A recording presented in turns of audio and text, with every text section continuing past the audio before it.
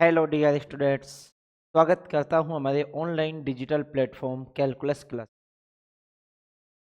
देखिए दोस्तों, हम क्लास 12th के चैप्टर नंबर 1 के बारे में डिस्कस कर रहे थे और हमने जो लास्ट टॉपिक देखा वो हमने स्थिर क्वाथी मिश्रण या विलयन का देखा था। अब आज हम जो बात करने वाले हैं वो बात करेंगे अणुसंख्य गुणधर्म, कोलिगेटिव प्रॉपर्टीज। आज क्या बात करेंगे दोस्तों? आज हम बात करेंगे अणुसंख्य गुणधर्म।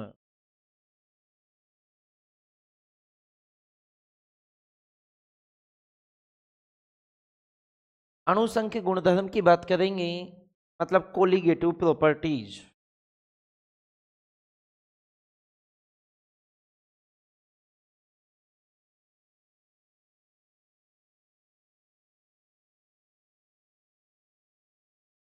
देखिए, कोलिगेटिव प्रॉपर्टीज या अणुसंख्य गुणधर्म क्या होते हैं, हम उनके बारे में बात कर रहे हैं। नाम से क्लियर पता चल रहा है, अणु मतलब अणुओं की संख्या। अणुओं की संख्या।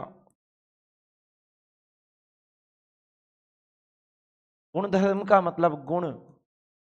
इसका मीन्स क्या है कि विलयन के वे गुण, विलयन के वे गुण जो विलयन में उपस्थित, विलयन में उपस्थित विलेय के अणुओं की संख्या पर निर्भर करे, संख्या पर निर्भर करे। विलयन के वे गुण जो विलेय के अणुओं की संख्या पर निर्भर करते हैं, अणुसंख्य गुणधर्म कहलाते हैं। तो देखिए, हमने क्या बात की कि कोई भी आपका सॉल्यूशन है, उस सॉल्यूशन में विलेय और विलायक प्रेजेंट होगा। कोई भी विलयन है उसमें विलेय होगा और क्या होगा दोस्तों, विलायक होगा। अब उस विलयन के कुछ ऐसी प्रॉपर्टीज होंगी, कुछ ऐसे गुण होंगे जो उसमें उपस्थित विलेय के अणुओं की संख्या पर निर्भर करेंगी। विलेय के अणुओं की संख्या पर क्या करेंगे, निर्भर। अब देखिए, जब विलेय के अणुओं की संख्या पर निर्भर करेंगे तो आपको पता है कि विलेय के अणुओं की संख्या और विलायक के अणुओं की संख्या बात एक जैसी है। यदि विलेय के अणुओं की संख्या कम है तो विलायक के अणुओं की संख्या ज्यादा है, या विलायक के अणुओं की संख्या कम है तो विलेय के अणुओं की संख्या ज्यादा है। बात तो वही है, घूम फिर के तो वही आना है।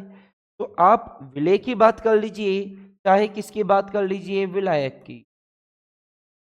तो सीधी भाषा में यदि मैं बात करूं, एक नॉर्मल लैंग्वेज में यदि मैं बात करूं, तो नॉर्मल लैंग्वेज में बात क्या होने वाली है, नॉर्मल लैंग्वेज में बात होने वाली है कि विलयन के वे गुण जो उसमें उपस्थित अणुओं की संख्या पर निर्भर करे, अणुओं की संख्या पर क्या करे, निर्भर करे।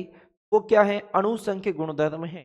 अब निर्भर कैसे करेगा, बात तो यह हो रही है कि हमें कैसे पता चलेगा कि यह निर्भर कर रहा है या निर्भर नहीं कर रहा है। ध्यान से सुनिए, इसके लिए मैं दूसरी डेफिनेशन लिख रहा हूं। विलयन के वे गुण,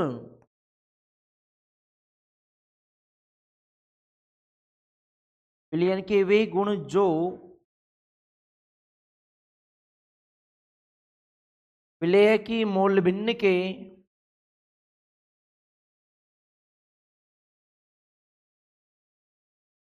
समानुपाती होते हैं। विलयन के वे गुण जो विलेय की मोल भिन्न के समानुपाती होते हैं, वो आपके क्या कहलाएंगे, अणुसंख्य गुणधर्म कहलाएंगे। के वे गुण, विलयन के वे गुण जो विलेय की मोल भिन्न के समानुपाती है, वो आपके क्या कहलाएंगे, वो आपके कहलाएंगे अणुसंख्य गुणधर्म। अब देखिए, आपके सिलेबस में 4 टाइप के अणुसंख्य गुणधर्म हैं।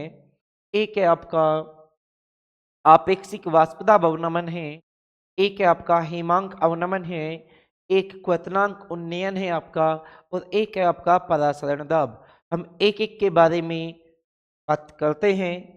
तो देखिए, पहली बात कर रहा हूं मैं आपेक्षिक वाष्प दाब अवनमन, आपेक्षिक वाष्प दाब अवनमन,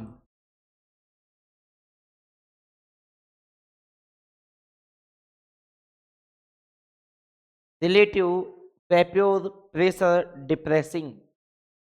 अब इसको थोड़ा सा समझना है, यदि थोड़ा बहुत समझ में आ गया तो पूरी बातें हो जाए। देखिए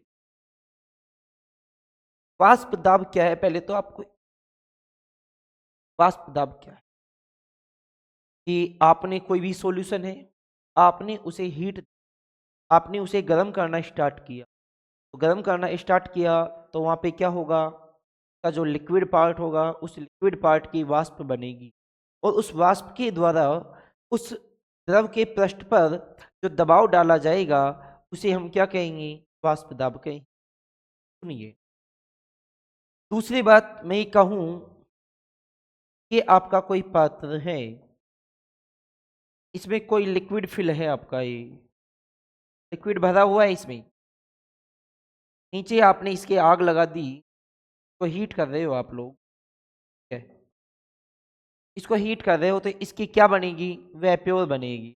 मैं बंद कर देता हूँ।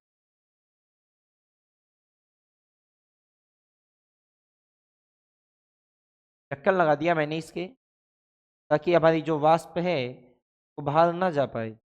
वाष्प कहाँ नहीं जा पाए, वाष्प बाहर न जा पाए, ठीक है, ये मैंने कर दिया बंद इसको। ठीक है दोस्तों,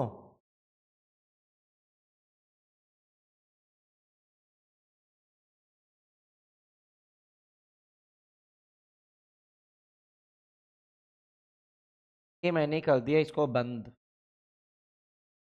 ये बंद करने के बाद में क्या होने वाला है वो देखिए। अब ये क्या लगाएगा, यहाँ पे जैसे ही गर्म करेंगे तो यहाँ पे क्या बनेगी, वाष्प बनेगी। क्या बनेगी, वाष्प।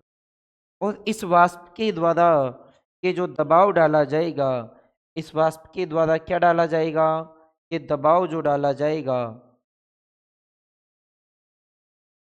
इस दबाव को हम क्या कह रहे हैं, वाष्प दाब कह रहे हैं।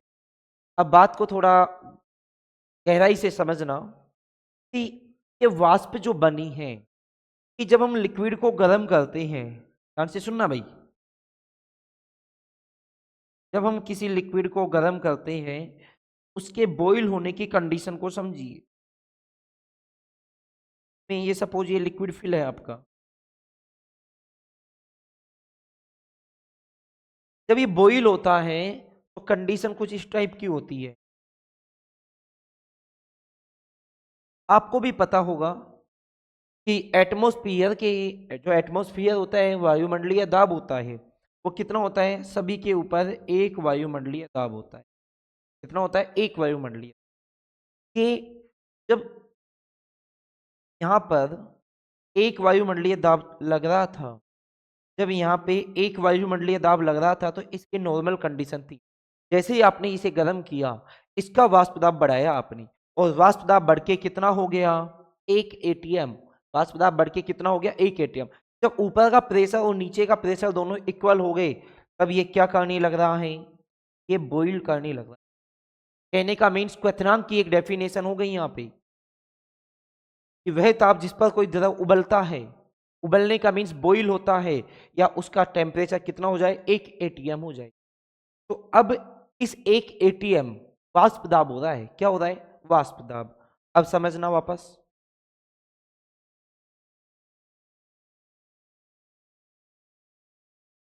जरूरत पड़ेगी तो हम इसको इधर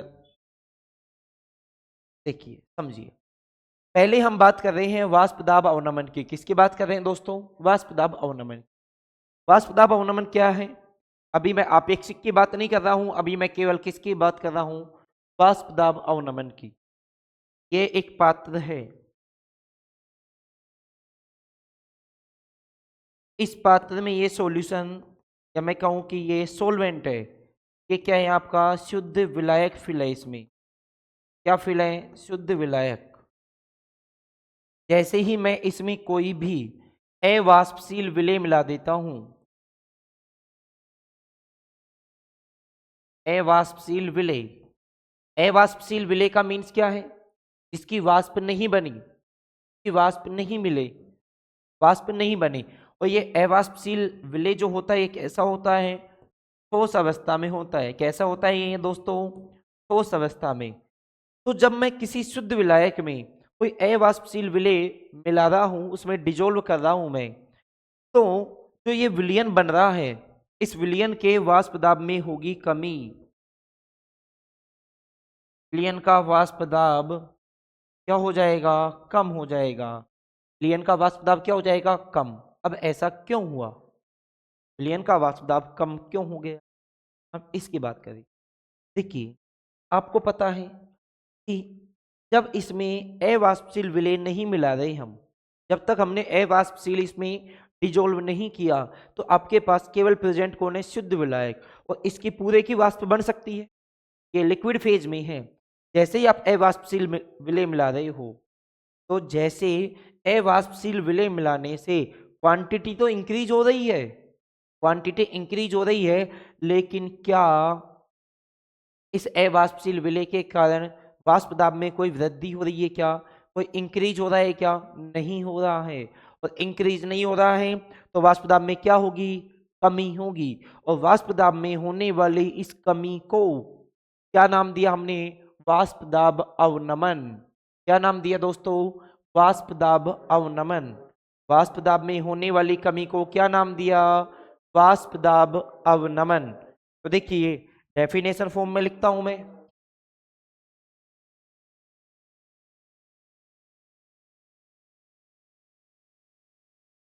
जब किसी शुद्ध विलायक में कोई अवाष्पशील, जब किसी शुद्ध विलायक में कोई अवाष्पशील विलेय मिलाया जाता है,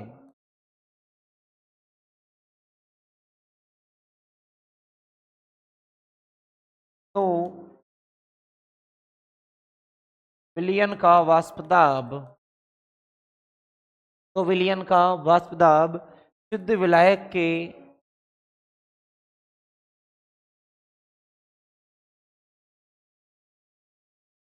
वाष्प दाब से कम हो जाता है। शुद्ध विलायक के वाष्प दाब से क्या हो जाता है? कम हो जाता है दोस्तों। मैं क्या कह रहा हूं, ध्यान से सुनना। जब किसी शुद्ध विलायक में कोई अवाष्पशील विलेय मिलाया जाता है, तो विलयन का वाष्प दाब शुद्ध विलायक के वाष्प दाब से कम हो जाता है। वाष्प दाब में होने वाली इस कमी को, वाष्प दाब में होने वाली इस कमी को वाष्प दाब अवनमन कहा जाता है। वाष्प दाब में होने वाली इस कमी को क्या कहा जाता है? वाष्प दाब अवनमन।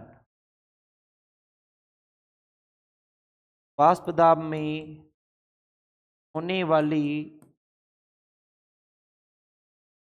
इस कमी को वाष्प दाब अवनमन कहा जाता है। तो बात समझ में आ गई होगी दोस्तों कि जब किसी शुद्ध विलायक में आपने कोई भी अवाष्पशील विलेय मिलाया, देखिए अणुसंख्य गुणधर्म में हम जो भी बात करेंगे, कब डिक्रीज होता है, कब इंक्रीज होता है, केवल एक ही कंडीशन है कि आप उसमें अवाष्पशील विलेय मिलाओगे तो ही ये पॉसिबल होगा। यदि आपने वाष्पशील मिलाया, कुछ नहीं होगा, इंक्रीज हो जाएगा, डिक्रीज नहीं होगा। तो सुनिए, अब आप, वाष्प दाब अवनमन कहा जाता है, इसे डेल्टा पी से प्रदर्शित किया जाता है। इसे डेल्टा पी से प्रदर्शित किया जाता है। क्या कर रहे हो आप? डेल्टा पी से। अब सुनना ध्यान से। वाष्प दाब अवनमन, वाष्प दाब अवनमन इक्वल, भाई जो कमी हो रही है, कमी कैसी हो रही है कि विलायक का ज्यादा था और विलयन का कम है। विलायक का ज्यादा था, विलयन का कम है।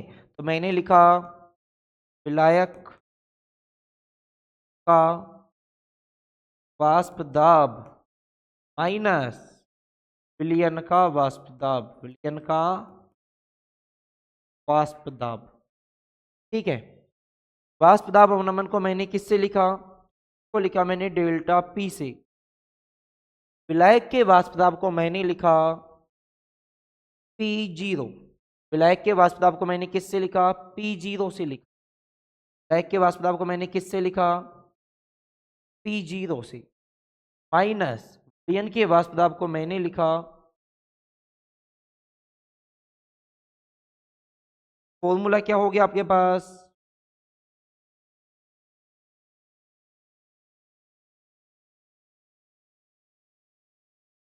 फॉर्मूला हो गया आपके पास delta P equal P0 minus P. Delta P equal क्या हुआ? P0 minus P.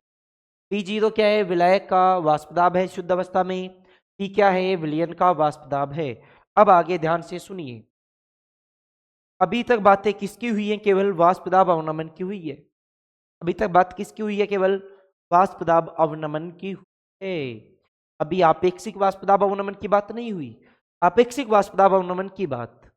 देखिए, आपेक्षिक और सापेक्षिक दो शब्द होते हैं।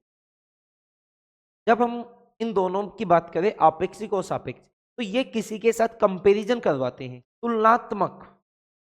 हमें इसकी तुलना किससे करनी है? विलायक के वाष्प दाब से करनी है, विलायक के वाष्प दाब से। तो सुनिए ध्यान से भाई। डेल्टा पी इक्वल क्या हो गया? P0 minus P. वाष्प दाब अवनमन तथा शुद्ध विलायक के वाष्प दाब का अनुपात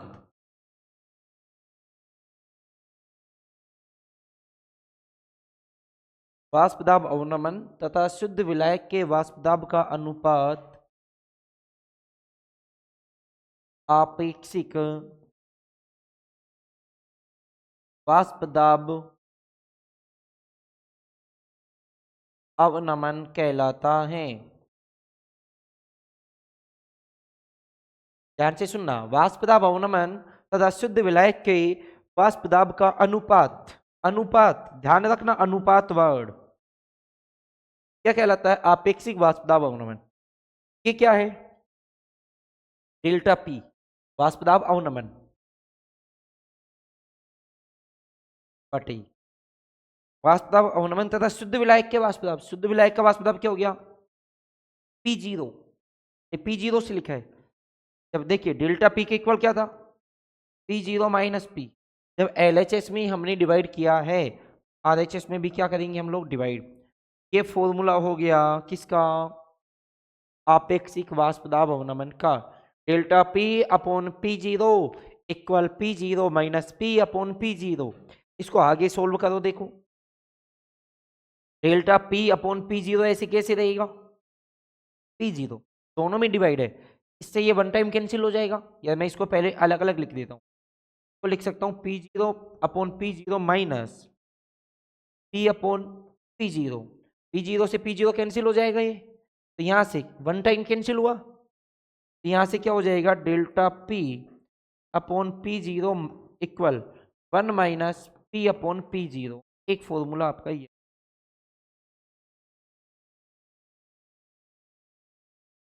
delta P upon P0 equal 1 minus P upon P0।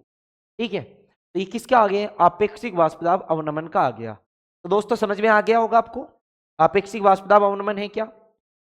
अब बात यहां से ये हुई कि क्या वाष्प दाब अवनमन हम जो इतनी देर से रामायण पढ़ रहे हैं, क्या वो एक कोलिगेटिव प्रॉपर्टी है या नहीं है? अणुसंख्य गुणधर्म है या नहीं है? तो अब मैं ये सिद्ध करने वाला हूं कि वाष्प दाब अवनमन एक अणुसंख्य गुणधर्म है। तो देखिए आप, वाष्प दाब अवनमन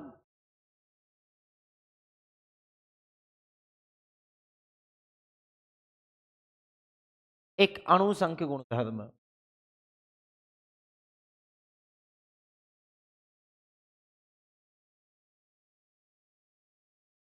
आप मेरे को एक बात बताइए कि वाष्प दाब के बारे में कौन से साइंटिस्ट ने बताया था? वाष्प दाब के बारे में किस साइंटिस्ट ने बताया था? कमेंट करके बताओ कौन से साइंटिस्ट ने बताया था? राउल्ट ने बताया था। किसने बताया था? राउल्ट ने। अब देखिए राउल्ट ने बताया था। इतनी बातें हमको पता। हम किसी अवाष्पशील विलेय को विलायक में डिजोल्व कर रहे थे। अवाष्पशील विलेय कौन सी फेज में है? सॉलिड फेज में है। आपका विलायक कौन सी फेज में है? लिक्विड फेज में है। तो सॉल्यूशन कौन सा हुआ? ठोस द्रव सॉल्यूशन हुआ। ठोस द्रव विलयन हुआ। तो राउल्ट के ठोस द्रव विलयन के समीकरण से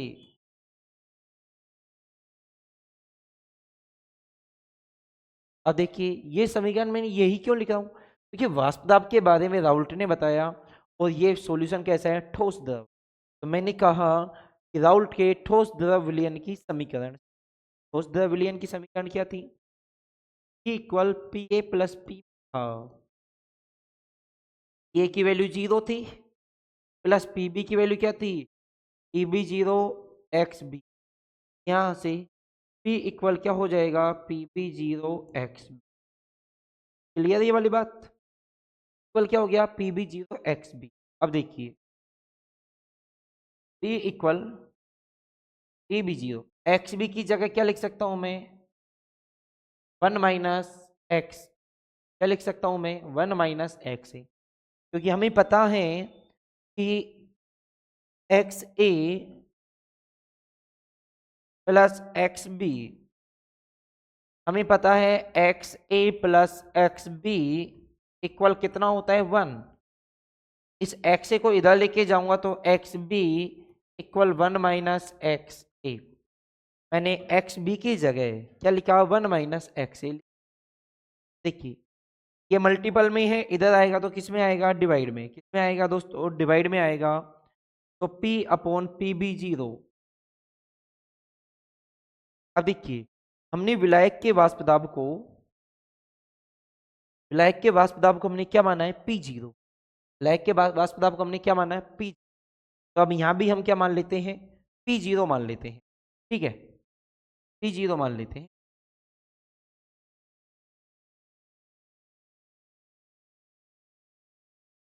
ठीक है, ये P0 क्योंकि विलायक का वाष्प दाब है P0।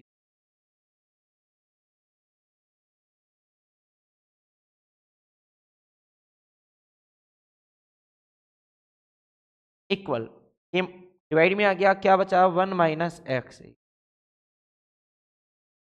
इस एक्स को इधर लेके आऊंगा तो एक्स इक्वल 1 माइनस ये इधर चला जाएगा P अपॉन P0। तो यहां से मैं इसको क्या लिख सकता हूं? इस वाले को क्या लिख सकता हूं? देखिए इधर दोनों का एलसीएम लिया तो क्या आया? P0। 1 से डिवाइड करेंगे P0 time P0 minus P। X से इक्वल क्या आ गया? P0 minus P upon P0। इसको मैं क्या लिखता था? देखिए आप थोड़ा समझिए। P0 माइनस P को मैं क्या लिखूं? Delta P divided by P0 equal क्या है? एक्स।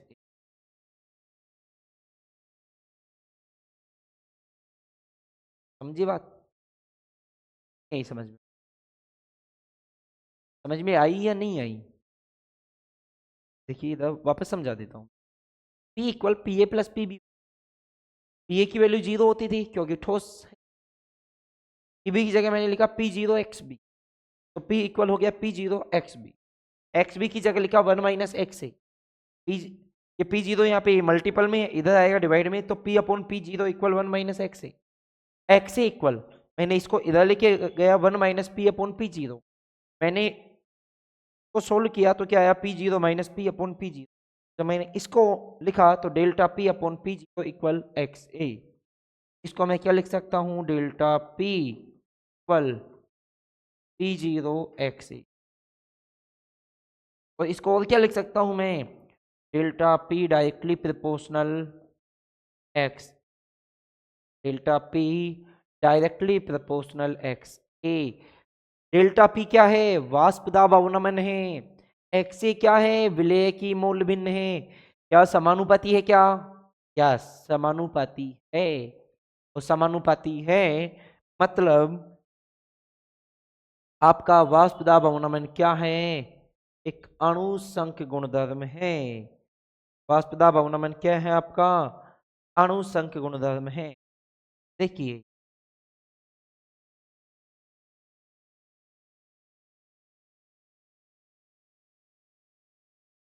समीकरण से स्पष्ट होता है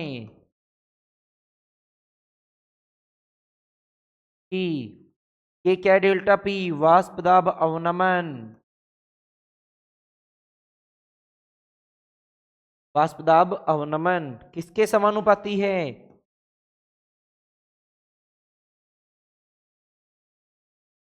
विलेय की मोल भिन्न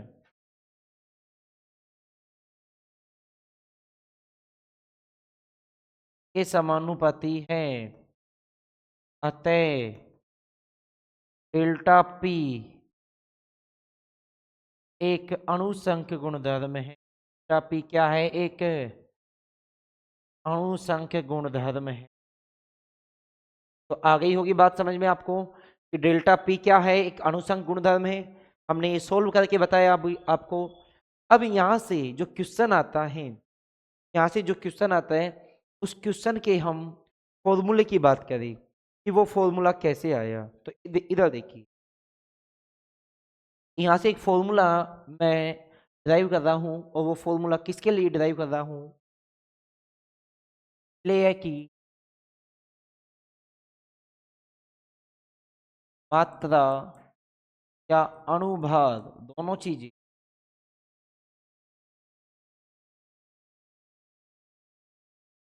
ध्यान से विलेय की मात्रा या अणुभार ज्ञात करना है। यहाँ से देखिए डेल्टा पी इक्वल क्या है दोस्तों? एक्स ए। एक्स ए विलेय की मोल भिन्न। मोल भिन्न का सूत्र क्या होता था? विलेय के मोल बटे कुल मोल। ध्यान दीजिए यहां से मैंने लिखा delta P equal P zero, X A की जगह लिखा मैंने एन ए बटे एन ए प्लस एन। यहाँ पे लिख देता हूं मैं, एक्स ए इक्वल क्या होता है आपका? एन ए बटे N A plus N B. पढ़ा है मोल भिन्न में किसी घटक के मोल भिन्न उस घटक के मोल तथा कुल मोल के अनुपात के बराबर होती है। अब देखिए हमें पता है विलेय की मात्रा विलायक की कंपैरिजन में क्या है? बहुत। Na is very less than in comparison of Nb. So Na को नगण्य मानने पर, Na को क्या मानने पर? नगण्य मानने पर। Na को नगण्य मानूंगा, ऊपर वाला कभी मत छोड़ देना, नहीं नंबर वाला आपको छोड़ देगा, नंबर देना भूल जाएगा वो, ऊपर वाला नहीं। क्योंकि नीचे वाला क्यों छोड़ रहे हैं? ध्यान से सुनना। मान लीजिए Na की वैल्यू 1 है और Nb की वैल्यू 1000। देखिए ये 1 बटे क्या हो गया? 1 प्लस 1000। क्या लिख सकता हूं मैं? 1/1001। अब मैं यदि इस नीचे वाले 1 को छोड़ देता हूं क्या हो जाएगा? वो 1/1000। अरे कोई ज्यादा डिफरेंस थोड़ी है।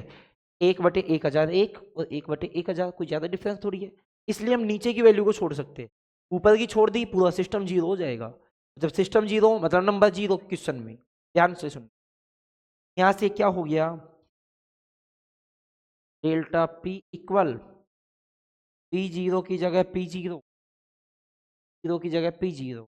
अब एन ए बटे क्या बचा? N B. और delta P equal P zero, N A की जगह लिखा मैंने डब्लू ए बटे एम ए। पूरे के डिवाइडेड में है। एन बी की जगह क्या लिखूंगा? डब्लू बी बटे एम बी। डब्लू बी बटे एम बी। तो डब्लू बी तो नीचे आएगा, बटे में बटा ऊपर जाता था। ये आपका फॉर्मूला हो गया। Delta P equal P0 WA/MA into MB/WB। ये वो फॉर्मूला है इससे एग्जाम में क्वेश्चन आता है। ये फॉर्मूला मत भूल जाना आप। क्या मत भूल जाना? फॉर्मूला मत भूल जाना। Delta P equal P0 WA/MA MB/WB। अब देखो आमने सामने देख लो, WA/WB MA/MB, बस ये ध्यान रखना। ऊपर सीधा, ऊपर उल्टा, नीचे सीधा, ऊपर उल्टा, नीचे सीधा, ऊपर सीधा, नीचे उल्टा। अरे एम और डब्लू क्या है? ये एम है, ये डब्लू है, एक दूसरे के उल्टे सीधे हैं यार। करना क्या है? इस फॉर्मूले को आपको ध्यान में रखना है। Delta P equal P0 WA/MA into MB/W। देखिए इनसे रिलेटेड जो न्यूमेरिकल्स हैं मैं आपको पूरी बुक के न्यूमेरिकल्स में एक साथ करवा दूंगा। ठीक है, तो न्यूमेरिकल्स की दिक्कत मत करना कि न्यूमेरिकल्स नहीं करा रहे सर। न्यूमेरिकल्स होंगे दोस्तों, लेकिन थोड़ा सब्र की, न्यूमेरिकल्स एक साथ कराएंगे ताकि आपको डिफरेंस भी पता चल सके, कौन सा फॉर्मूला कब यूज में लेना है। ठीक है दोस्तों, तो चलिए अब आगे की बात हो गई, वाष्प दाब अवनमन की कंप्लीट बात हो गई। फॉर्मूला याद रखना, फॉर्मूला क्या है? Delta P equal P0 WA/MA into MB/WB। इस फॉर्मूले के बारे में एक बार बात कर लेता हूं मैं। देखिए फॉर्मूला क्या है? Delta P equal P0 into WA/MA into MB/W में कौन सी चीज क्या है मैं उसकी बात बता दूं। डेल्टा पी क्या है? वाष्प दाब अवनमन। क्या है दोस्तों? डेल्टा पी वाष्प दाब अवनमन। P0 विलायक का शुद्ध अवस्था में वाष्प दाब। WA ऐसे किसको लिखते थे? ऐसे एप्पल को नहीं, ऐसे हम लिखते थे विलेय को। किसको लिखते थे? विलेय को। तो WA विलेय की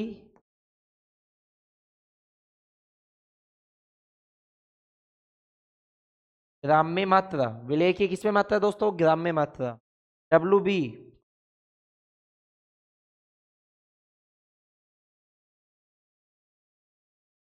विलायक की ग्राम में मात्रा। MA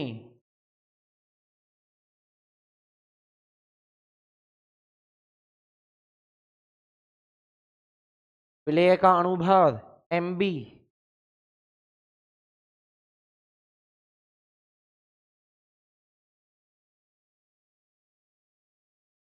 विलायक का अणुभार। ये बात हो गई वाष्प दाब अवनमन के फॉर्मूले के बारे में बात की हमने। वाष्प दाब अवनमन एक अनुसंग गुणधर्म है, इसके बारे में भी हमने बात की, और भी हमने काफी कुछ बातें की। अब हम टॉपिक को आगे लेके चलते हैं। अगला टॉपिक क्या है आपका? वाष्प दाब अवनमन हो गया। अब हम पढ़ेंगे क्वथनांक उन्नयन। क्या पढ़ेंगे दोस्तों? क्वथनांक उन्नयन पढ़ेंगे। तो तैयार है क्वथनांक उन्नयन पढ़ने के लिए? बताओ। चलिए क्वथनांक उन्नयन की हम बात करते हैं। देखिए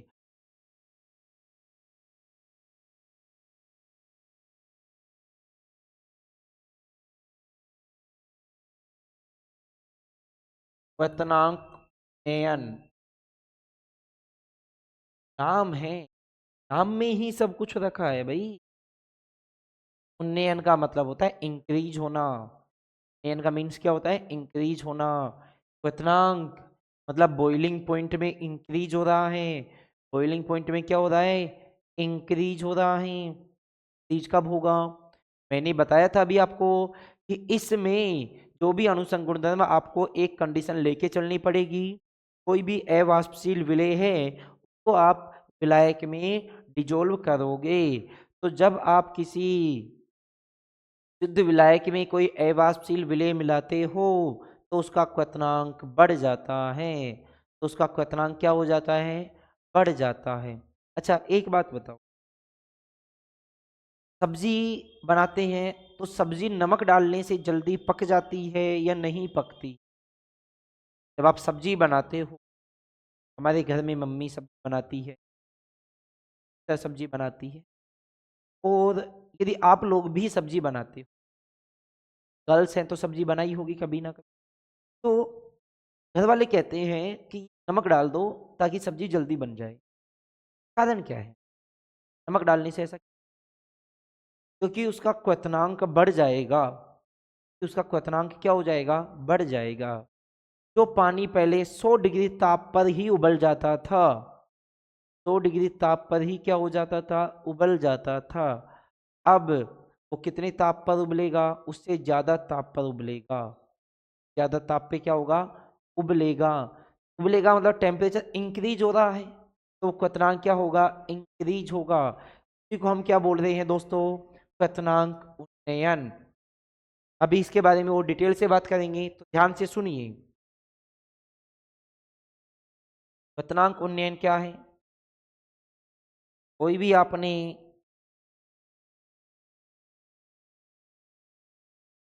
बीकर लिया, बीकर में ये सॉल्यूशन, ये आपका सॉल्वेंट है, इसमें आपने ये अवाष्पशील सॉल्वेंट ऐड किया।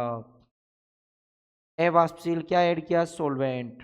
ये हमने आग लगा रखी है, तो इसका क्वथनांक क्या हो जाएगा, बढ़ जाएगा। क्वथनांक क्या हो जाएगा, बढ़ जाएगा। देखिए क्वथनांक क्या होता है, पहली बात तो मैं वो करूं, तो पहली बात हम क्वथनांक की कर ले। क्वथनांक क्या है, वह ताप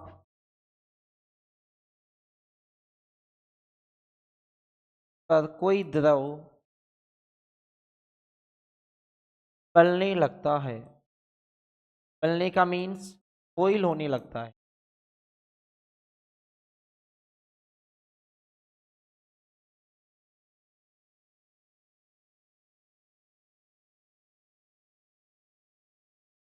क्या बात कर रहा हूं दोस्तों, कि वह ताप जिस पर कोई द्रव बॉईल होने लगता है, उबलता है, तो वो आपका क्या कहलाता है, क्वथनांक कहलाता है।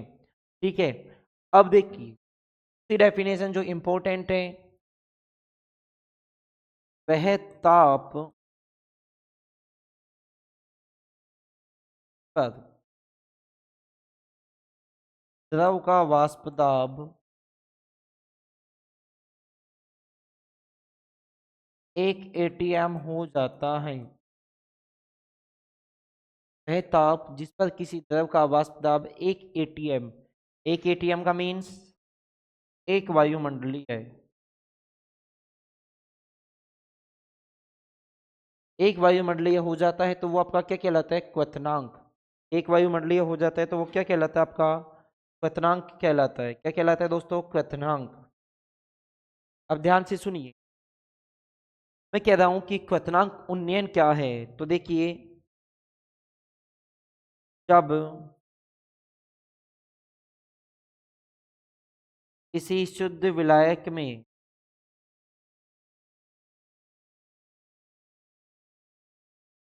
जब किसी शुद्ध विलायक में कोई अवाष्पशील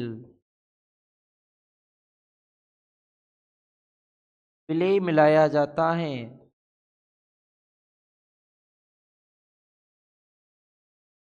जब किसी शुद्ध विलायक में कोई अवाष्पशील विलेय मिलाया जाता है, तो विलयन का क्वथनांक तो विलयन का क्वथनांक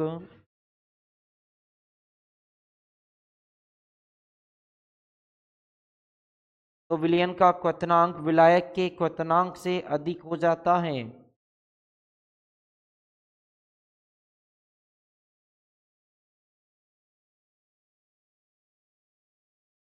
विलायक के क्वथनांक से अधिक हो जाता है।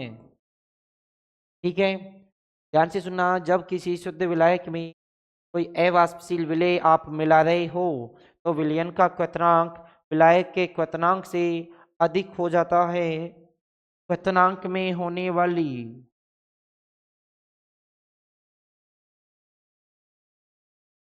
क्वथनांक में होने वाली इस वृद्धि को क्या कहते हैं, क्वथनांक उन्नयन। क्या कहते हैं दोस्तों? क्वथनांक उन्नयन कहते हैं। ध्यान से सुनना कि जब किसी शुद्ध विलायक में कोई अवाष्पशील विलेय मिलाया जाता है तो विलयन का क्वथनांक शुद्ध विलायक के क्वथनांक से अधिक हो जाता है। क्वथनांक में होने वाली इस वृद्धि को हमने क्या कहा? क्वथनांक उन्नयन। जैसे आप पानी को गर्म कर रहे हो, ठीक है, चाय बनाते हैं, चाय बनाते हैं, जो आपने दूध डाला है वो दूध उबलने लग जाता है, लेकिन जैसे ही आप चीनी डालते हो दूध का उबलना बंद हो जाता है। का उबलना क्या हो जाता है? बंद। क्यों? क्योंकि जिस ताप पे वो उबल रहा था, जिस ताप पे वो उबल रहा था वो उसका बॉइलिंग पॉइंट था, लेकिन जैसे ही आपने चीनी मिलाई, जैसे ही आपने चीनी मिलाई तो क्वथनांक बढ़ गया, क्वथनांक बढ़ गया। अब वो थोड़ी देर के लिए उबलना कर देगा बंद। उबलना क्या कर देगा? बंद कर देगा। उबलना बंद कर देगा तो आप देखते जा रहे हैं नीचे से गैस चल रही है, ठीक है, गैस चलाते जा रहे हैं हम लोग, तो क्या होगा? ताप फिर इंक्रीज होगा और उससे ज्यादा, जो पहले था उससे ज्यादा टेम्परेचर पर वो बॉईल होने लगेगा। समझ में आई बात? कि जैसे ही आप चीनी डालते हो उसका उबलना बंद हो जाता है, उसका बाहर निकलना बंद हो जाता है ना? वही बात यहाँ पे है, वही बात मैं आपको यहाँ समझाने की कोशिश। जब किसी शुद्ध विलायक में कोई अवाष्पशील विलय मिलाया जाता है तो विलायक जो विलयन बनेगा उस विलयन का क्वथनांक शुद्ध विलायक के क्वथनांक से अधिक हो जाता है। और क्वथनांक में होने वाली इस वृद्धि को हमने क्या कहा? क्वथनांक उन। इस क्वथनांक उन्नयन को हम लिखते हैं, इसे डेल्टा टीबी। टीबी का मीन्स, टीबी वो वाली बात नहीं, ट्यूबरकुलोसिस वाली बात नहीं है। TB temperature of boiling, boiling temperature के डेल्टा टीबी से प्रदर्शित किया जाता है। अब ध्यान से सुनना, क्वथनांक उन्नयन बताऊं मैं फॉर्मूला टाइप में।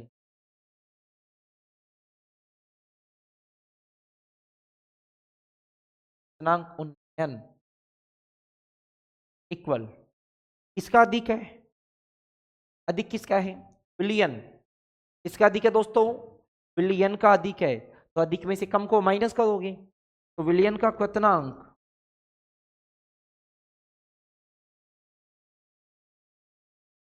माइनस इसका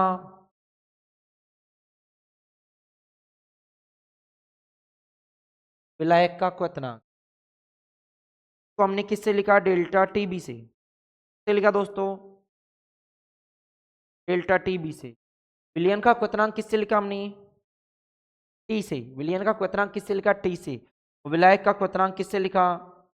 टी जीरो। ये मैंने लिखा है विलयन का क्वथनांक। देखिए हो सकता है आप जिन सर से पढ़े हुए हो स्कूल में उन सर ने इसको अलग से डिनोट किया हो सकता है टीबी से डिनोट किया हो, मैं केवल टी से डिनोट कर रहा हूँ इसको। जो विलायक का क्वथनांक है इसको मैं किससे डिनोट कर रहा हूँ? टी जीरो से डिनोट कर रहा हूँ, टी जीरो। तो बात समझ में आ गई होगी आपको, ठीक है। क्वथनांक उन्नयन बराबर विलयन का क्वथनांक माइनस विलायक का क्वथनांक। क्वथनांक उन्नयन को लिखा डेल्टा टीबी से, विलयन के क्वथनांक को टी से लिखा हमने, और विलायक का क्वथनांक है उसको हमने लिखा टी जीरो से। किससे लिखा? T zero. ये बात हो गई क्वथनांक उन्नयन के बारे में, एक नॉर्मल बात हो गई। अब अनुसंख्य गुणधर्म है नहीं है उसके बारे में और हम बात करें। देखिए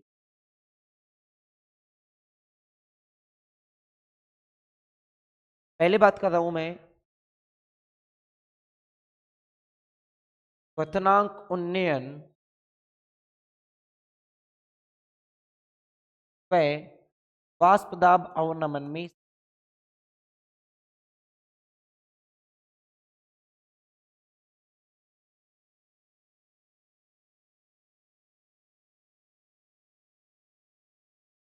क्वथनांक उन्नयन व वाष्प दाब अवनमन में संबंध। क्वथनांक उन्नयन व वाष्प दाब अवनमन में क्या देख रहे हैं दोस्तों? हम देख रहे हैं संबंध। क्वथनांक उन्नयन और वाष्प दाब अवनमन में क्या देख रहे हैं दोस्तों? संबंध। तो देखिए थोड़ा सा समझना है, थोड़ा सा क्या करना है।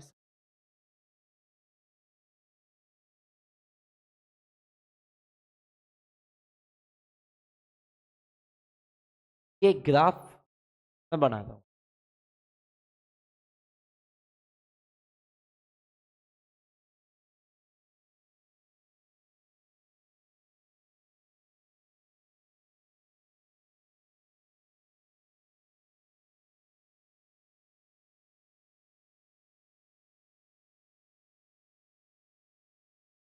क्या दोस्तों, इस टाइप का एक ग्राफ बना रहा हूँ। ग्राफ मैं समझाऊंगा आपको क्या है, एक्सप्लेन करूंगा मैं। मैंने कहा कि ये मैंने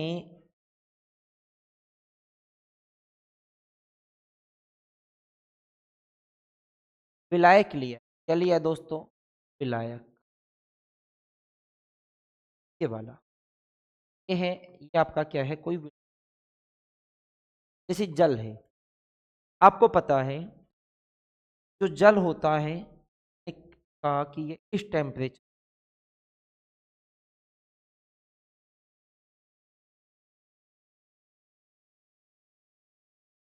टेम्परेचर पर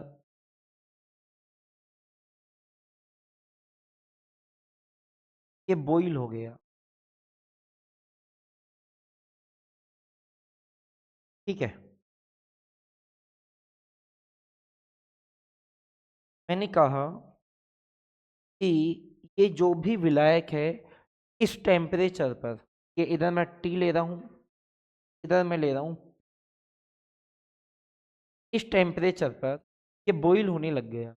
बॉईल होने लग गया मतलब का जो वाष्प दाब है वो पी, विलायक के लिए मैंने क्या लिखा, P0। तो जब बॉईल होने लग गया मतलब ये P0 की जो वैल्यू है वो कितनी, P0 की वैल्यू क्या हो गई, 1 ATM। 1 ATM वह दाब होता है जिस पर वो द्रव उबलने लग जाए। वो मैंने विलायक के लिए जो टेम्परेचर लिखा वो विलायक के लिए क्या लिखा मैंने, 0 लिखा। आ गई बात समझ? अब मैंने कहा कि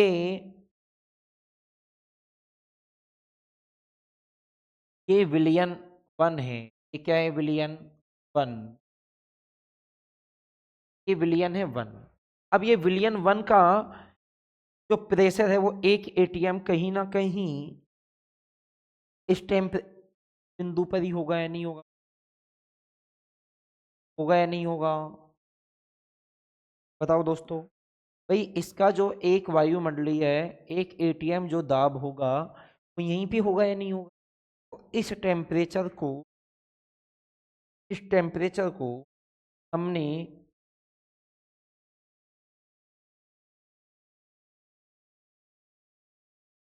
ये नोट किया। इसी टाइप से आप मेरे को ये बताइए कि यदि मैं विलियन थर्ड की बात, सेकंड की बात करूं, विलियन सेकंड क्या है, ये विलियन सेकंड, विलियन सेकंड के लिए मैं यदि बात करूं तो ये तो 1 ATM होगा वो कहीं ना कहीं इस होगा या नहीं होगा, बताइए दोस्तों। बात समझ में आ रही होगी जो मैं बोलना चाह रहा हूं आपको। ठीक है, मैंने कहा कि इसका टेम्परेचर T0 है तो इसका जो वाष्प दाब है वो 1 ATM हो गया। इसका टेम्परेचर मैंने लिखा T1। विलियन फर्स्ट के लिए मैंने क्या लिखा, T1। और विलियन सेकंड के लिए मैंने क्या लिखा, सेकंड के लिए लिखा T2। अब आप देखिए, मैंने इसको थोड़ा सा डिनोट और किया। मैंने तो क्या डिनोट किया, तो मैंने लिखा A, लिखा मैंने B, ये लिखा मैंने ये लिखा मैंने D,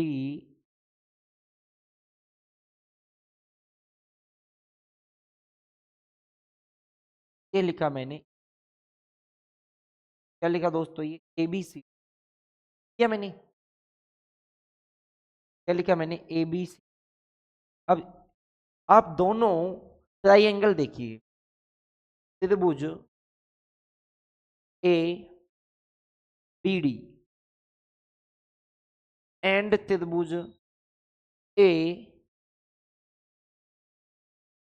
त्रिभुज ए बी डी, त्रिभुज ए यदि मैं इनको लीनियर लाइन मानता हूँ, ये एक तरीके से लीनियर ही है, यदि मैं इनको लीनियर लाइन अज्यूम करता हूँ, त्रिभुज ए बी डी और त्रिभुज ए सी एक दूसरे के समरूप है या नहीं है। हमें ज़्यादा मैथ में नहीं घुसना है यहाँ पे, हमें केवल ये दिखना है कि ये समरूप है या नहीं है। तो आप यहाँ से क्या कहोगे कि त्रिभुज ए बी डी एंड त्रिभुज ए सी समरूप हैं।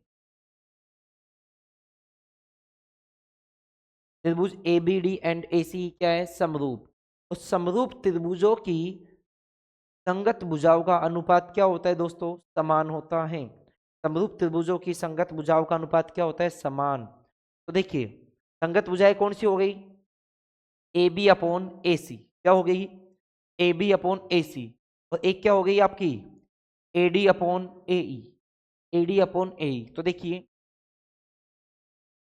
ए डी अपॉन ए ई बराबर A B upon A C, A B upon A C. अब देखिए ए डी की वैल्यू जो है, ए डी की वैल्यू ये वाली वैल्यू आपकी, ए डी की वैल्यू जो है आपकी वो कौन सी वैल्यू है आपकी, T1 से T0 के बीच, T1 से T0 के बीच की। तो मैंने ए डी की जगह क्या लिखा, T1 माइनस ए ई की जो वैल्यू है, ए ई की वैल्यू क्या है, T2 माइनस ए से ई तक की, ए से ई तक की क्या, T0 से T2 तक की। ये ज्यादा है तो T2 में से क्या घटा दूं मैं, T0, T2 माइनस टी बराबर ए बी। ए बी देखिए, अच्छा इसमें एक नोट और करना आपको, इधर देखिए आप, इस टेम्परेचर पर जो T0 टेम्परेचर पर है, ये इसका जो बॉइलिंग पॉइंट है, यहाँ पे ये इसका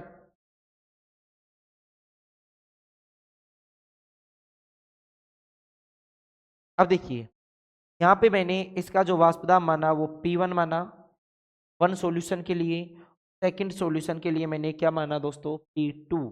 अब देखिए P0 minus P1, P0 minus P divided by P0 minus क्या हो जाएगा दोस्तों, P2, P0 माइनस क्या हो जाएगा, P2। अब देखिए T1 minus T0 delta T1 upon T2 minus delta T2 बराबर P0 minus P1 delta P1, P0 minus P2 delta. तो हम क्या लिख सकते हैं दोस्तों, इसको लिख सकता हूं मैं डेल्टा P समानुपाती डेल्टा T P समानुपाती delta P, delta T B समानुपाती डेल्टा P। देखिए डेल्टा T1 का मीन्स क्या है, क्वथनांक विलियन फर्स्ट के एक क्वथनांक उन्नय, डेल्टा T2 का मीन्स विलियन सेकंड का क्वथनांक उन्नय, डेल्टा P1 विलियन फर्स्ट का ही वाष्प दाब अवनमन, डेल्टा P2 विलियन सेकंड का वाष्प दाब अवनमन। मैंने इसको क्या लिख दिया, डेल्टा TB समानुपाती डेल्टा P। फिजिक्स में लिखते हैं ऐसे। अब ऐसा क्यों लिखा वो भी समझ लीजिए। जैसे सपोज आपके पास ये है x समानुपाती y है, मैंने इसको कैसे लिखा है, मैं इसको क्या लिख सकता हूँ, x बराबर k सकता हूँ, k आपका नियतांक हो गया, और मैं इसको क्या लिख सकता हूँ, x अपॉन वाई बराबर k लिख सकता हूँ ना दोस्तों। तो मैं इसको ये भी लिख सकता हूँ ना, x1 अपॉन y1 बराबर k, क्योंकि नियतांक रहने वाला है। इसी प्रकार x2 अपॉन y2 इक्वल भी क्या आएगा, k। जब इनकी RHS इक्वल है, RHS इक्वल है तो LHS भी क्या होगी, इक्वल। तो बात समझ में आ गई होगी कैसे लिखा मैंने, ठीक है। ये मैथमेटिकल चीजें हैं, मैंने आपको एक्सप्लेन कर दिया। फिर भी तो क्या संबंध आया दोस्तों, संबंध बताओ मेरे को, रिलेशन बिटवीन वैप्योर प्रेशर, बताइए क्वथनांक उन्नयन और वाष्प दाब अवनमन में क्या संबंध आया, कि क्वथनांक उन्नयन वाष्प दाब अवनमन के क्या है दोस्तों, समानुपाती। क्या पता चला, क्वथनांक उन्नयन वाष्प दाब अवनमन के समानुपाती है।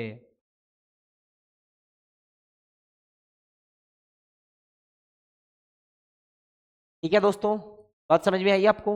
एक बार स्क्रीनशॉट ले लीजिए आप इसका।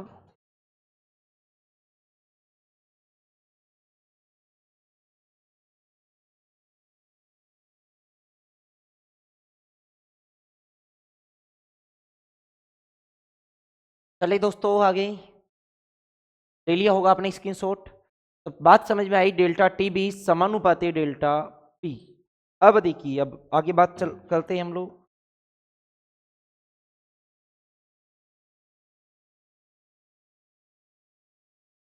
क्वथनांक उन्नयन अणुसंख्य गुणधर्म। क्वथनांक उन्नयन अणुसंख्य गुणधर्म, इसके बारे में बात करें।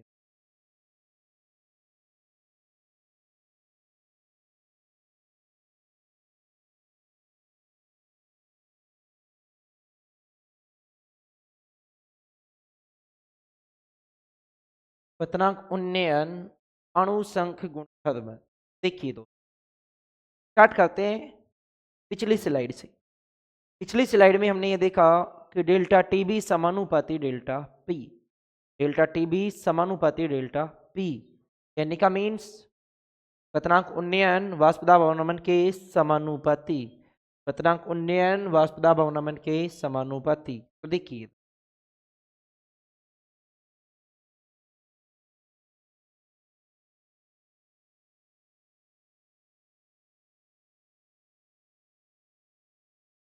हम जानते हैं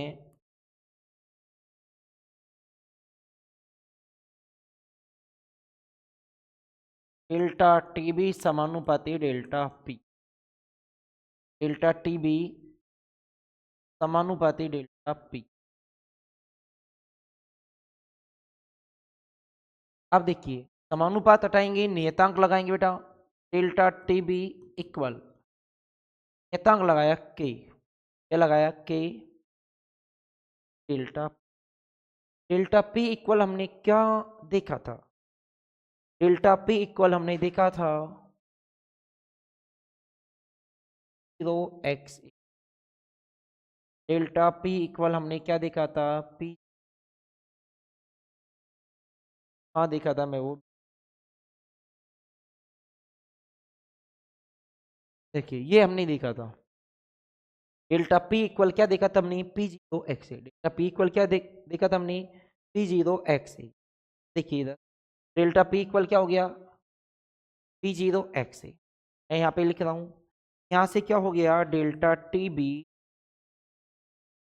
equal K P zero x. तो ये डेल्टा टी बी समानुपाती, क्वेश्चन नंबर 1 लिख, क्या हो जाएगा? X A. Delta T B समानुपाती क्या हो जाएगा? एक्स ए। अतः डेल्टा टी बी क्या है दोस्तों? क्वथनांक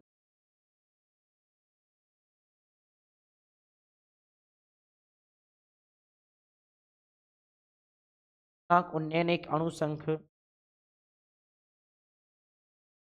गुणधर्म है। इतनी सी बात है बस।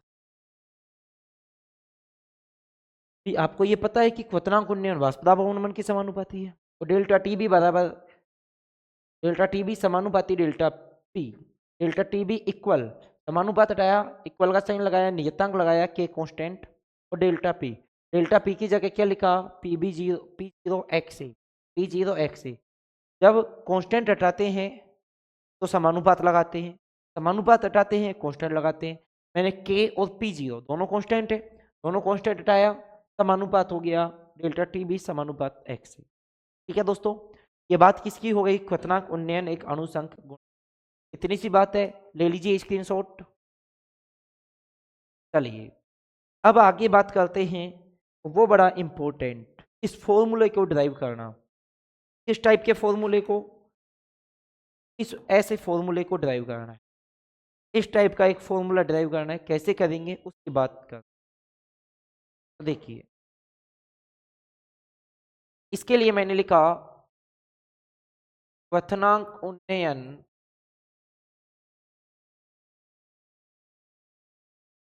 And मोललता।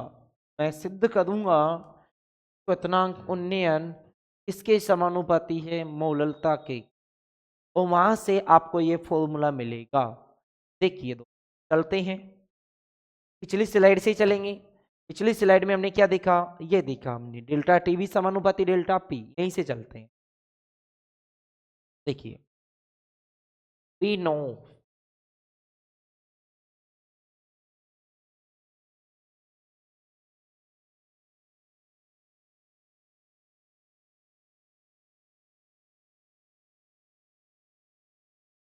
We know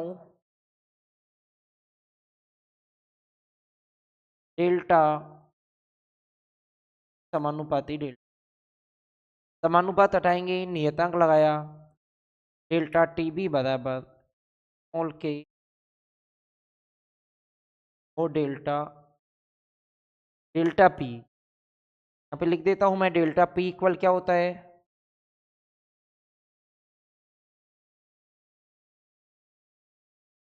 delta P equal क्या होता है P zero x. Delta P equal क्या होता है पी जीरो एक्स से लिखूंगा मैं तो क्या हो जाएगा, delta T B equal K X. Delta T B equal क्या हो गया के पी एक्स। एक्स ए की जगह मैंने लिखा डेल्टा टी बी इक्वल ए की जगह के, पी जीरो की जगह पी जीरो, एक्स ए की जगह लिखा मैंने N A upon N A plus N B. क्या लिखा दोस्तों, N A plus N B.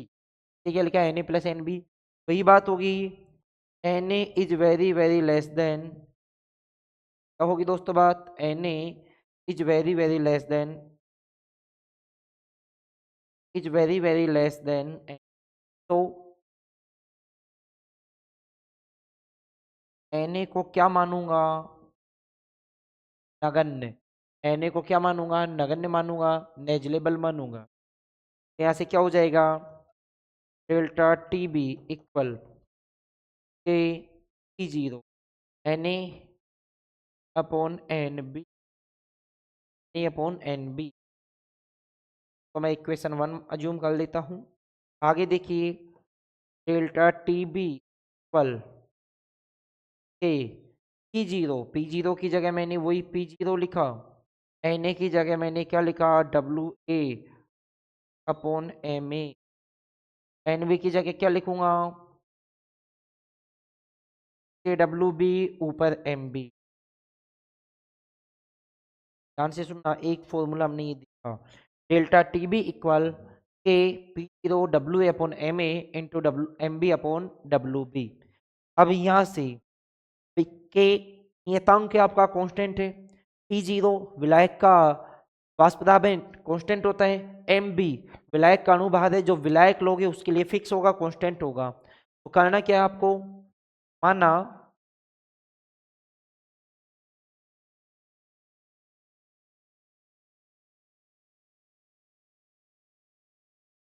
अब देखिए मैंने क्या लिख रहा हूं मैं, माना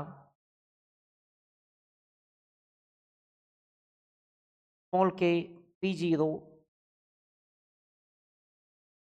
small K P G M B equal capital K, एक नया नियतांक है।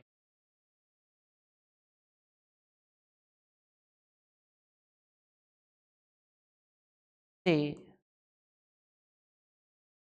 हम क्या कहते हैं, क्वथनांक उन्नयन स्थिरांक। से क्वथनांक उन्नयन स्थिरांक कहते हैं। ये क्या कहते हैं दोस्तों, क्वथनांक उन्नयन स्थिरांक। तो क्वथनांक उन्नयन स्थिरांक क्या है, जिसमें हमने के पी जीरो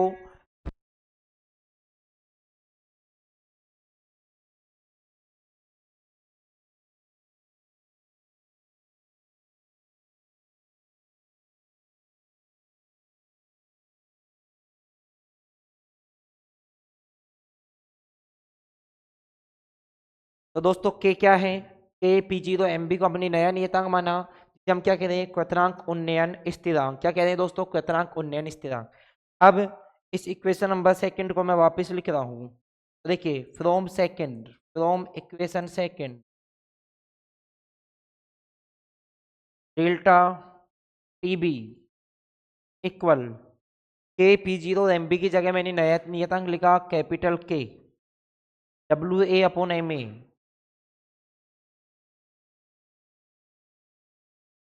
1/WB। अब ध्यान से सुनिए, WA/MA विलेय के मोल का फॉर्मूला है, WB विलायक की मात्रा का फॉर्मूला है, K क्वथनांक उन्नयन स्थिरांक है। मैं यहाँ से K की डेफिनेशन लिखना चाह रहा हूँ। K की क्या लिखना चाह रहा हूँ दोस्तों, डेफिनेशन। तो जब मैं K की डेफिनेशन लिखूंगा तो बाकी सबको मेरे को 1 अज्यूम करना होगा। माना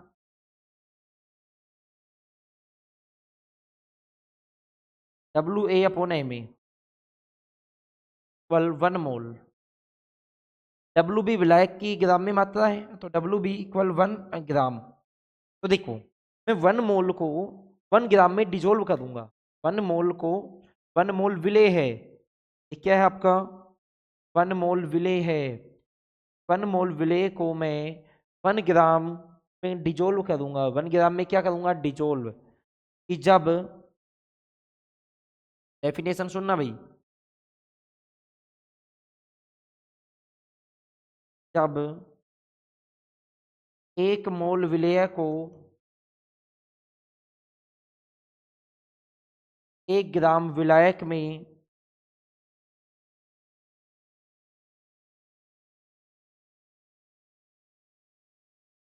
जब इस 1 मोल विलेय को अपन क्या कर रहे हैं, 1 ग्राम विलायक में डिजोल्व कर रहे हैं, घोला जाता है, तो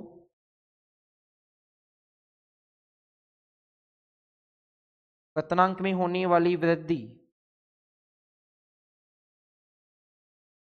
क्वथनांक में होने वाली वृद्धि क्वथनांक उन्नयन स्थिरांक कहलाती है। क्या कहलाती है, क्वथनांक उन्नयन स्थिरांक। तो देखिए, लेकिन क्या आप एक बात बताइए, 1 मोल ज्यादा होता है 1 ग्राम ज्यादा होता है, मोल ज्यादा होता है, ऑब्वियसली 1 मोल ज्यादा होता है, ठीक है। 1 मोल विलेय है, विलेय ज्यादा है विलायक कम है। हाँ, प्रैक्टिकली पॉसिबल है क्या, प्रैक्टिकली पॉसिबल है क्या, नहीं है। किंतु ऐसा प्रायोगिक संभव नहीं है, प्रायोगिक संभव। अतः WB इक्वल 1000 ग्राम लेने पर, अब देखिए दोस्तों, WB इक्वल आप 1000 लोगे, WB इक्वल क्या लोगे आप, 1000। तो देखिए क्या होने वाला है, तो यहां से क्या होने वाला है, डेल्टा TB इक्वल के था,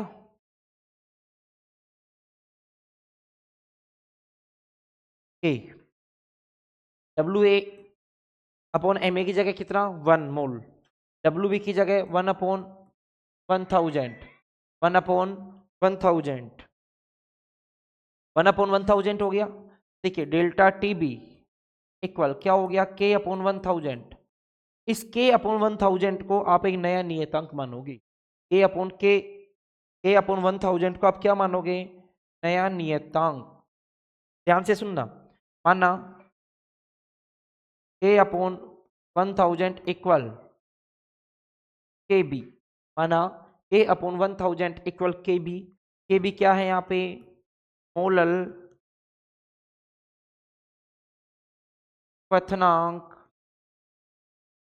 उन्नयन स्थिरांक। हमने अब एक नया नियतांक लेके आए, मोलल क्वथनांक उन्नयन स्थिरांक। क्या लेके आए दोस्तों, मोलल क्वथनांक उन्नयन स्थिरांक।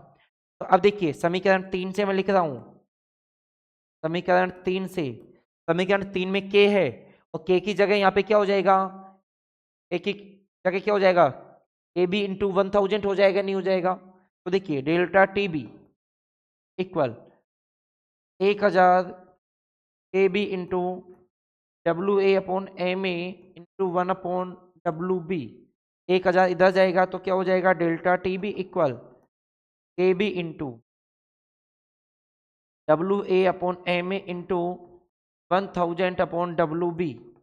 आपका फॉर्मूला ड्राइव हो गया है, जो हम फॉर्मूला ड्राइव करने की सोच रहे थे वो फॉर्मूला ड्राइव हो गया आपका।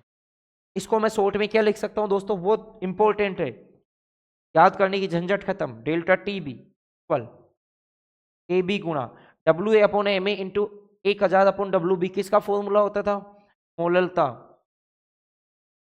बस इतना सा फॉर्मूला याद रखना है, delta T B equal K B M, delta T B equal K B M. K B molal क्वथनांक उन्नयन स्थिरांक, मोलल क्वथनांक उन्नयन स्थिरांक। एम मोललता, एम क्या है, मोललता। अब आपको मोलल क्वथनांक उन्नयन स्थिरांक की डेफिनेशन एग्जामिनर पूछ सकता है, तो डेफिनेशन क्या होगी, केबी की डेफिनेशन करनी है। एम को 1 कर दूं, एम का मीन्स मोललता को कितना कर दूं, 1 कर दूं। मोललता को कितना कर दूं दोस्तों, 1 कर दूं। तो क्या होगी, ऐसे विलयन जिनकी मोललता 1 होती है, ऐसे विलयन जिनकी मोललता 1 होती है, उनके क्वथनांक में होने वाली वृद्धि मोलल क्वथनांक उन्नयन स्थिरांक कहलाती है। क्वथनांक में होने वाली वृद्धि मोलल क्वथनांक उन्नयन स्थिरांक कहलाती है। दूसरी परिभाषा देखिए, 1 मोल विलेय को, तो दोस्तों 1 मोल विलेय को ये कितना होगा, 1000 हो जाएगा। डब्ल्यू बी की जगह आपने 1000 लिया है। 1000 ग्राम विलायक में घोलने पर क्वथनांक में होने वाली वृद्धि क्या कहलाएगी, मोलल क्वथनांक उन्नयन स्थिरांक। क्या कहलाएगी दोस्तों, मोलल क्वथनांक उन्नयन स्थिरांक। ले लीजिए स्क्रीनशॉट एक बार आप।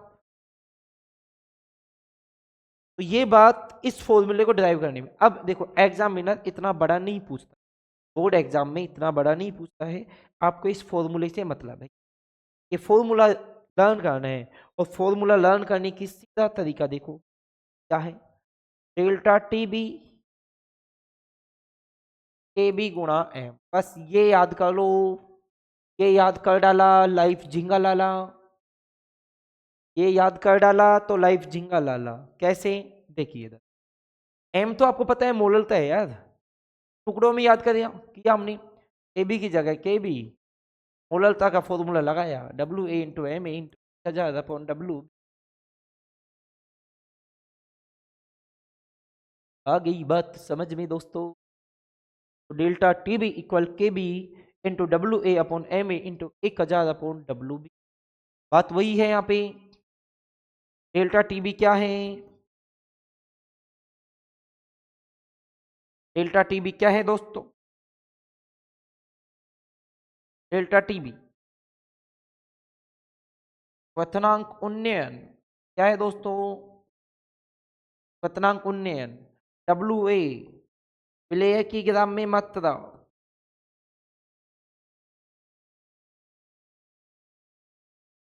एम ए विलेय का अणुभार,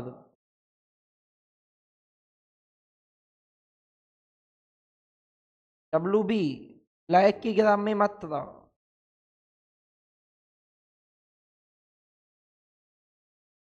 अब यहां से आपसे कोई पूछे कि बताइए मोलल क्वथनांक उन्नयन स्थिरांक की यूनिट, यहां से कोई पूछ ले कि मोलल क्वथनांक उन्नयन स्थिरांक का मात्रक,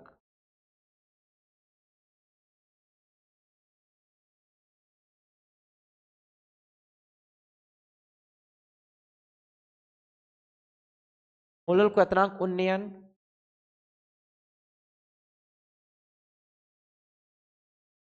स्थिरांक का मात्रक। तो ध्यान दीजिए दोस्तों, के बी की वैल्यू फाइंड आउट करनी है। के बी इक्वल क्या हो जाएगा, delta T B upon M equal K B. Delta T B, delta T B क्या होता है, टेम्परेचर। टेम्परेचर केमिस्ट्री में किस में बात होती है, केल्विन में।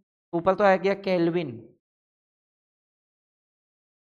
ये क्या आ गया, मोल प्रति किलोग्राम, मोल प्रति किलोग्राम, क्योंकि मोललता है आ जाएगा। तो kilo, kelvin, kilogram, mole inverse की यूनिट हो गई के बी की यूनिट हो गई के बी की, केल्विन किलोग्राम मोल इनवर्स। ठीक है दोस्तों, तो उम्मीद करूंगा आपको क्लास बहुत अच्छी लगी होगी, समझ में आया होगा, कॉन्सेप्ट आपका क्लियर हुआ होगा। जो भी आपको डाउट्स हैं वो कमेंट सेशन में लिखें, ताकि हम आपको डाउट्स हम आपके जो भी डाउट्स हैं उन्हें क्लियर करा सके। तो प्लीज़ वीडियो को शेयर कीजिए, लाइक कीजिए और सब्सक्राइब कीजिए चैनल को हमारे को, और बेल आइकन को दबाना ना भूलें ताकि जब भी नई वीडियो अपलोड हो आपको नोटिफिकेशन प्राप्त हो जाए। Thank you everyone.